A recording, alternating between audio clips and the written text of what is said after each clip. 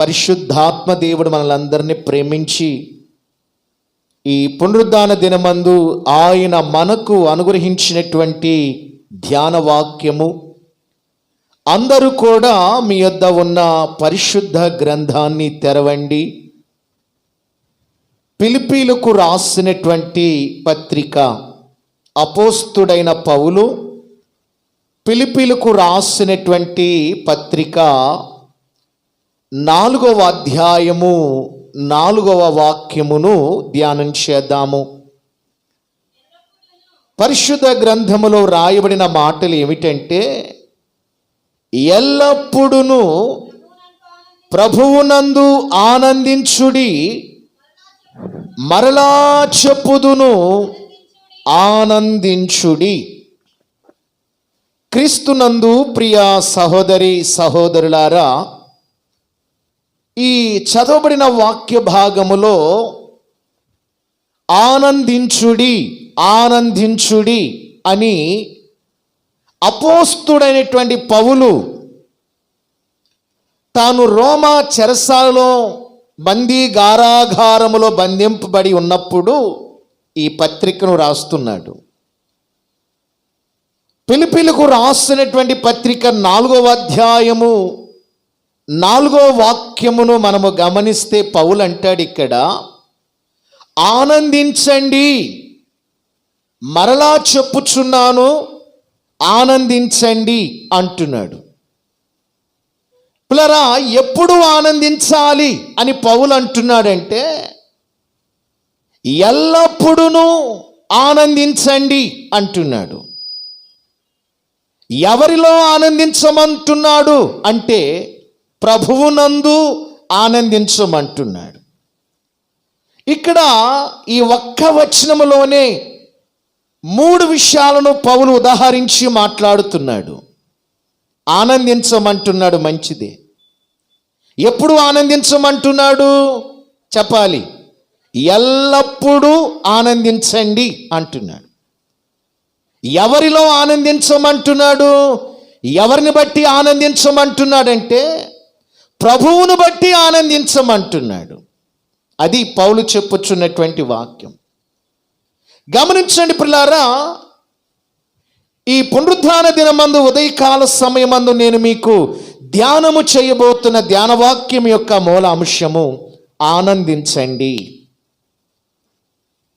ఆనందించండి, happy, enjoy, సంతోషించండి, ఆనందించండి, పరవశించండి, పరవళ్ళు తొక్కండి. దేవునికే మహిమ కలుగునుగాక. హల్లెలూయా, హల్లెలూయా. ప్రభునందు ప్రియులారా, ప్రభువునందు మనం ఎప్పుడైతే ఆనందిస్తూ ఉంటామో, ప్రతి విశ్వాసిలో కూడా ప్రభువును బట్టి మనకు ఆనందము అనేటువంటిది కలుగుతుంది. ఆనందము అనేటువంటిది ఎవరి ద్వారా కలుగుతుందంటే, మనకు కేవలము ప్రభువును బట్టి మాత్రమే మనకు సంపూర్ణమైన ఆనందము కలుగుతుంది. ప్రభువును బట్టే మనకు సంపూర్ణమైన సంతోషము కలుగుతుంది. ఈ లోకము కూడా మానవుని యొక్క ఆధ్యాత్మికమైన జీవితాల్లో కొంత ఆనందాన్ని కలిగిస్తుంది, కానీ అది సంపూర్ణమైన ఆనందము కాదు, అది పరిపూర్ణమైనటువంటి ఆనందము కాదు. కొన్ని సందర్భాల్లో ప్రియులారా మనం ఆనందిస్తూ ఉంటాము, కొన్ని సందర్భాల్లో మనము సంతోషిస్తూ ఉంటాము, కొన్ని సందర్భాల్లో మనము పరవళ్ళు తొక్కుతూ ఉంటాము, పరవశించిపోతూ ఉంటాము, మనకు మనమే మైమరిచిపోతూ ఉంటాము. దేవునికి మహిమ కలుగునుగాక. హల్లెలూయా, హల్లెలూయా.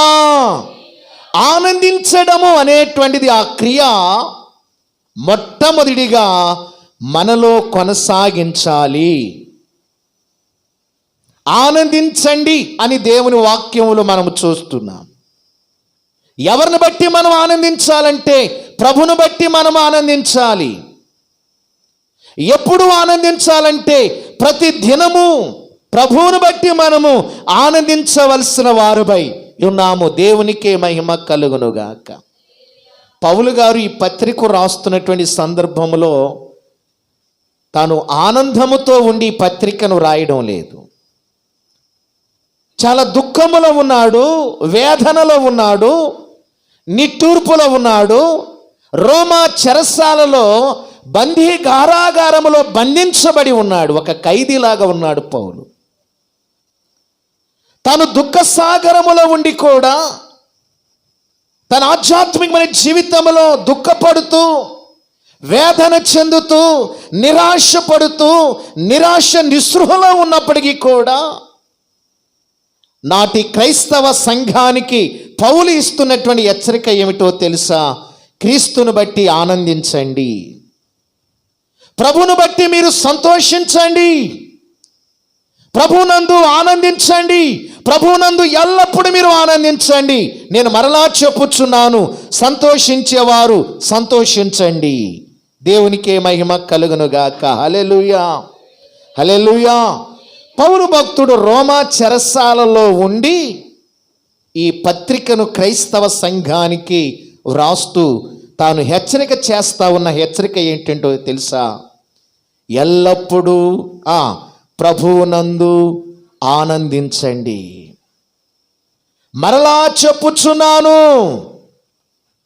పదే పదే నేను మిమ్మల్ని హెచ్చరిస్తూ ఉన్నాను, ప్రభువును బట్టే మీకు ఆనందము కలుగుతుంది. ఈ లోకంలో ఈ లోకమిచ్చే ఆనందము నిష్ప్రయోజనం.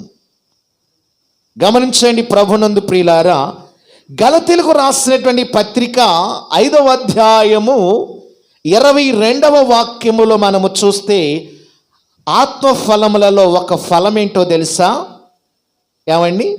ఏమని వ్రాయబడింది అక్కడ? చదవండి.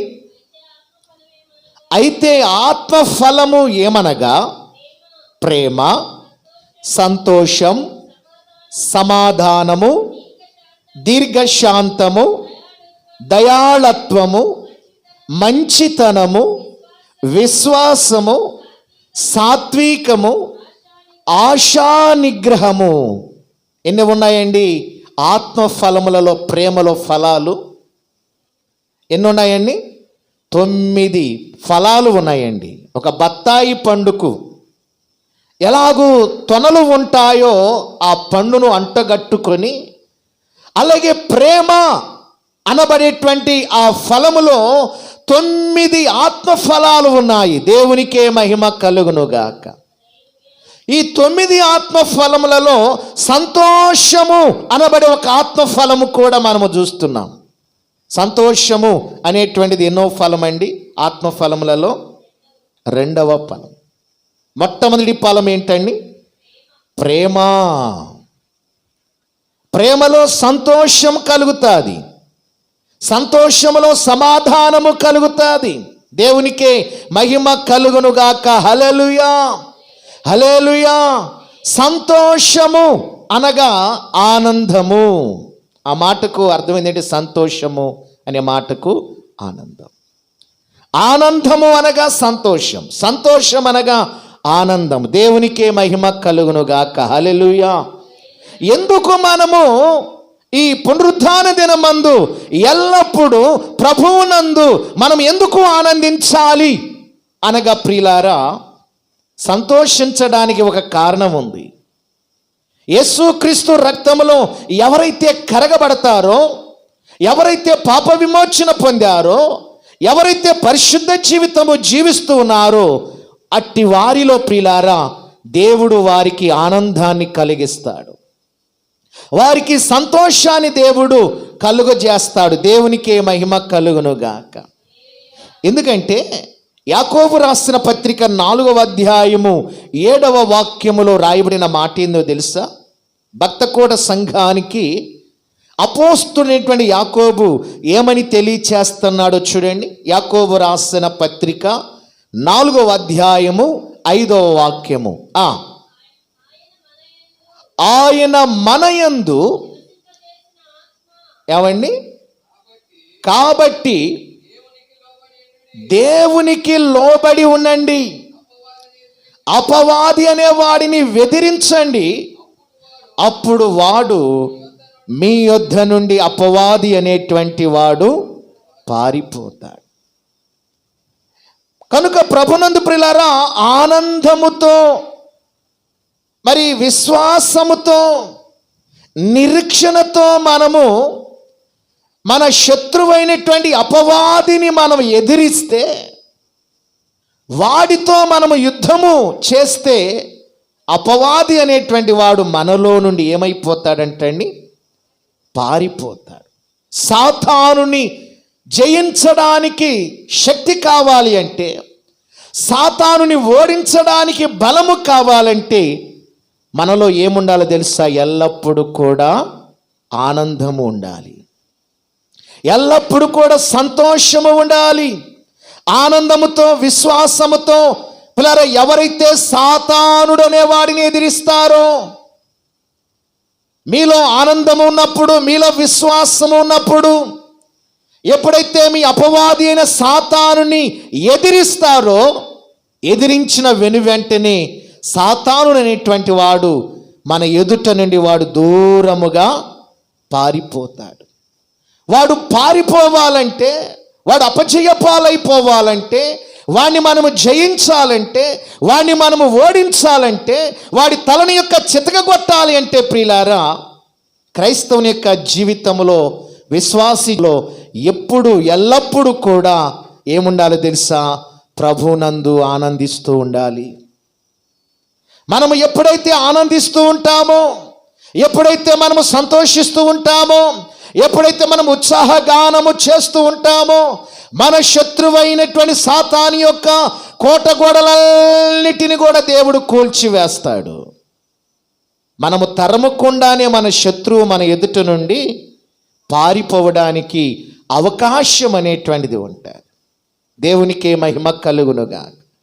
శత్రువును ఎదిరించడానికి శక్తిని దేవుడు మనకిస్తాడు. ఎప్పుడు ఇస్తాడంటే, ప్రభునందు ఎప్పుడైతే నీవు ఆనందిస్తావో, ప్రభునందు ఎప్పుడైతే నీవు సంతోషిస్తావో, ఆ సంతోషముతో సాతానుని మనం ఎదిరించగలుగుతాము, సాతానుని మనం ఓడించగలుగుతాము. సాతానుడు మన యుద్ధ నుండి వాడు పారిపోతాడు. కనుక ప్రభునందు ప్రియులారా, అపోస్తలుడైనటువంటి పౌలు ఫిలిప్పీలో ఉన్న సంఘానికి 3 విషయాలు తెలియచేస్తున్నాడు. ఏమిటి ఆ 3 విషయాలు అంటే, ఫిలిప్పీలో ఉన్న సంఘమా, మీరు ఎలా ఉండాలో తెలుసా? ఎల్లప్పుడూ ఎల్లప్పుడూ ఎల్లప్పుడూ అంటే ఒకప్పుడు మాత్రమే కాదు, ప్రతి దినము, దినదినము, అనుదినము, అనుక్షణము, ప్రతి క్షణము, క్షణక్షణము, అది ఏ సమయమైనా, ఏ క్షణమైనా, ఏ సందర్భమైనా, ఏ పరిస్థితి అయినా, మీ ఆధ్యాత్మికమైన జీవితాల్లో అనుకూలమైన పరిస్థితులైనప్పటికీ కూడా, ప్రతికూలమైన పరిస్థితులైనప్పటికీ కూడా, అవి అనుకూలముగా ఉన్నా ప్రతికూలముగా ఉన్నా, ఏ పరిస్థితి అయినా, ఏ సందర్భములోనైనా, ఏ చోటనైనా, ఎక్కడైనా ప్రభువునందు మనము ఆనందించవలసిన వారమై ఉన్నాము. దేవునికి మహిమ కలుగునుగాక. హల్లెలూయా, హల్లెలూయా. ఆనందించాలి, సంతోషించాలి, పరవశించాలి. మన ఆత్మీయ జీవితంలో ఆనందముతో మనమే మైమరిచిపోవాలి. దేవునికి మహిమ కలుగునుగాక. పౌలు అంటున్నాడు ఇక్కడ చక్కని విషయాన్ని, ఎల్లప్పుడూ ప్రభువునందు ఆనందించండి. మరలా చెప్పుచున్నాను, ప్రభువునందే మీరు ఆనందించండి, ఎల్లప్పుడూ మీరు ఆనందించండి అని పౌలు వ్యాఖ్యానించి నొక్కి కంఠోపాఠముగా ఇక్కడ మనకు చెప్పుచున్నాడు. కనుక ఈ ఉదయకాలమందు మనము ఎక్కడ ఆనందించాలి అది తెలుసుకోవాలి. మనం ఆనందించాలి, మంచిదే. ఎక్కడ ఆనందించాలి అని మనం ఆలోచన చేస్తే, చూడండి, పరిశుద్ధ గ్రంథము నుండి లేవియా కాండము 23వ అధ్యాయము 40వ వాక్యం చదువుతారా? లేవియా కాండము 23వ అధ్యాయము 40వ వాక్యము. మీరు ఈత మట్టలను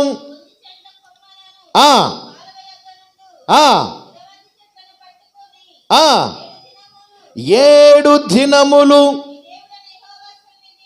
మీ దేవుడైన యెహోవా సన్నిధిని ఉత్సాహించుచుండవలెను. 7 దినములు యెహోవాకు పండుగను ఆచరించవలెను. నిత్యమైనటువంటి కట్టడ 7వ నెలలో దానిని ఆచరింపవలెను.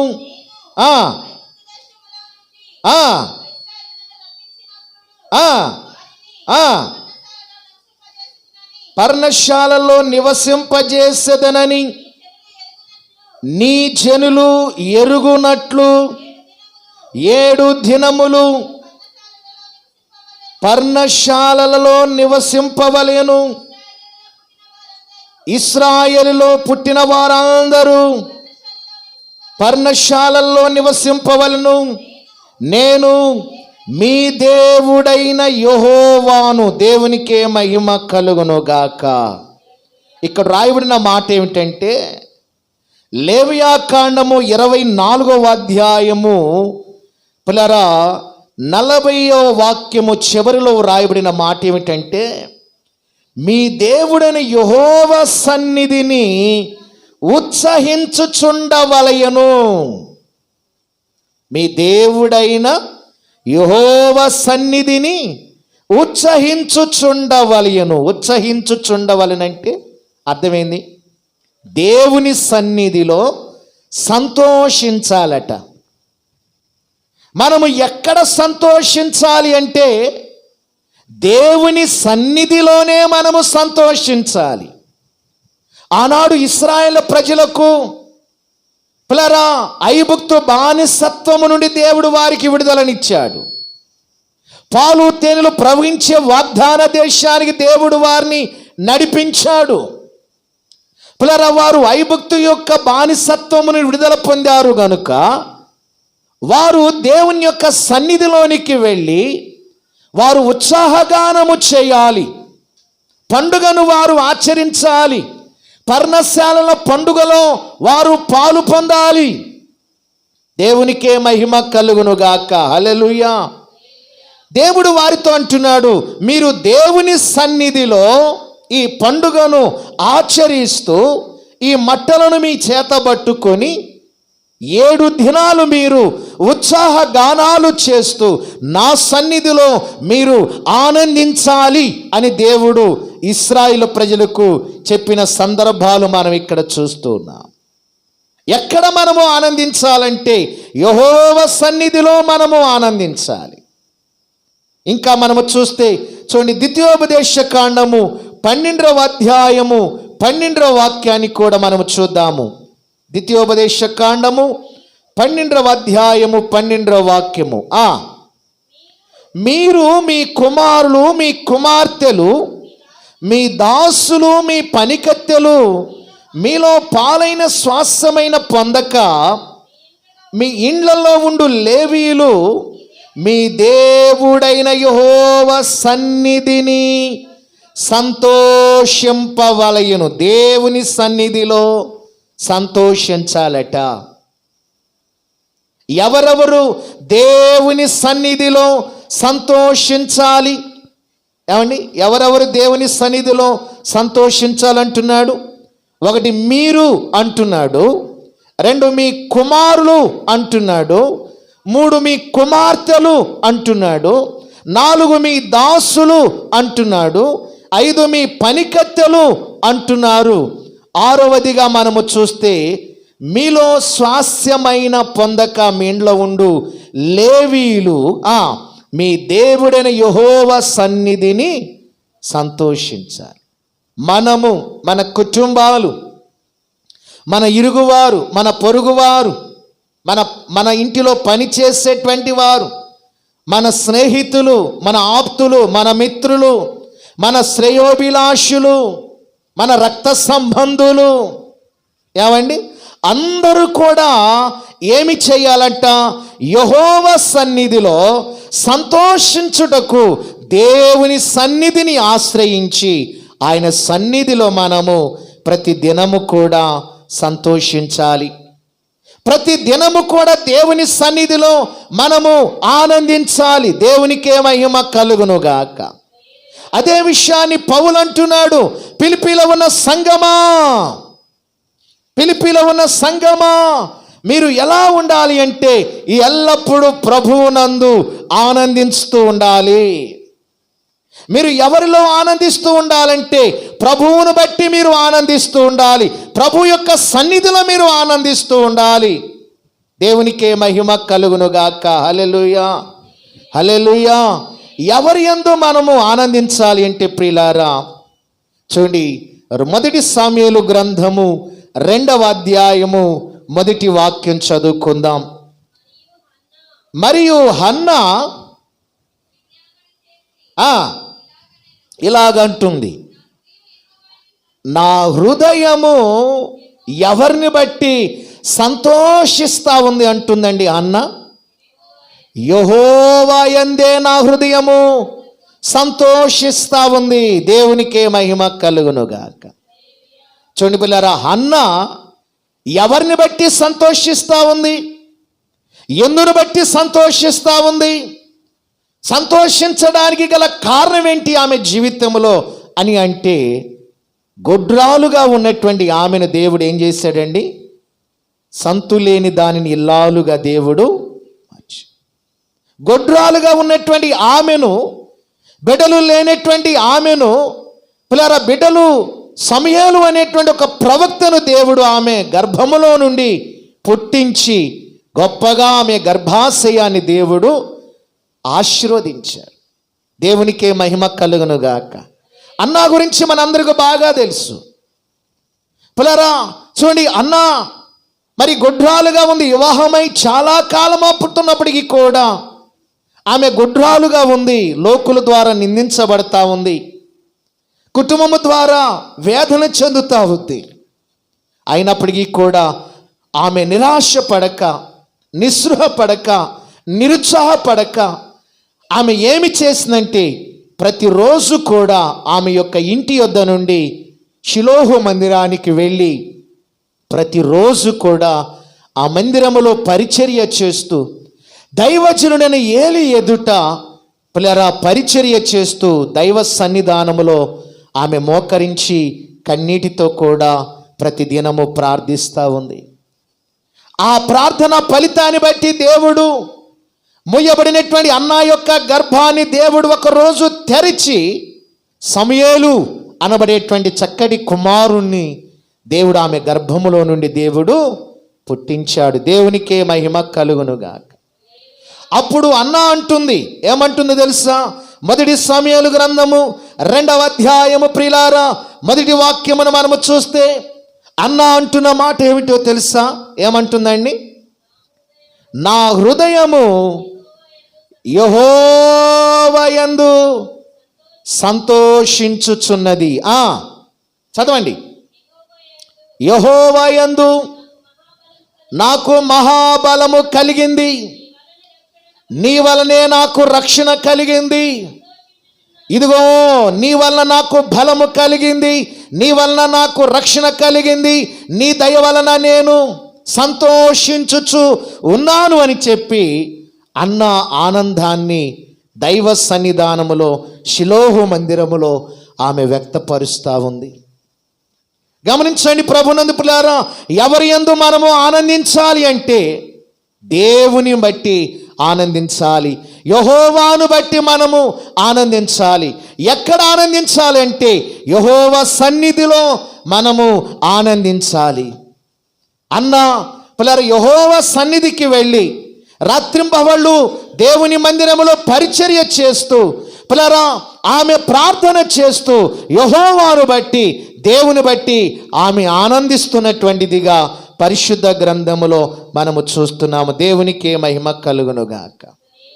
కనుక దేవుడిచ్చే ఆనందము మనము పొందాలి అంటే ఎవరి హృదయములో ఈ ఉదయకాలమందు ఆనందము కలుగుతాది అని మనం ఆలోచన చేస్తే చూడండి పిల్లరా, మొదటి దినవృత్తాంతముల గ్రంథము 16వ అధ్యాయము 10వ వాక్యమును మనము చూస్తే ప్రియులారా, ఎవరి హృదయాల్లో దేవుడు ఆనందాన్ని కలుగజేస్తాడు అంటే, ఎలాంటి వారికి ఆయన తన ఆనందాన్ని అనుగ్రహించి ఆనందముతో ఎవరిని ప్రభు నింపుతాడు అంటే, చూడండి, మొదటి దినవృత్తాంతముల గ్రంథము 16వ అధ్యాయము 10వ వాక్యం చదువుకుందాం.